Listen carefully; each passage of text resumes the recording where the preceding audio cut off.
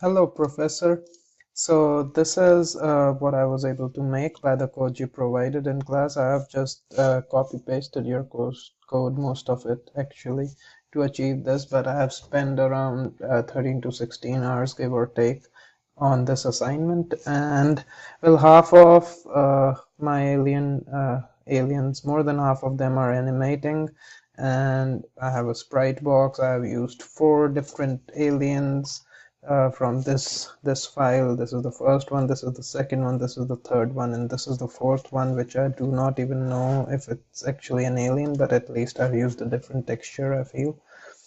So yeah, this is it, and these are animating. This is going clockwise, this is going counterclockwise with a greater speed. This one is changing color from blue to red, this one is changing from red to blue, the sprite box is changing its color.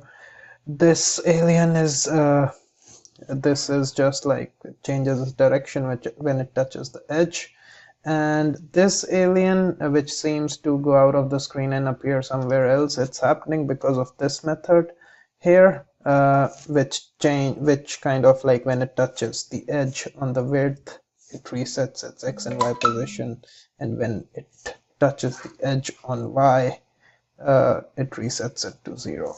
So thanks a lot, Professor.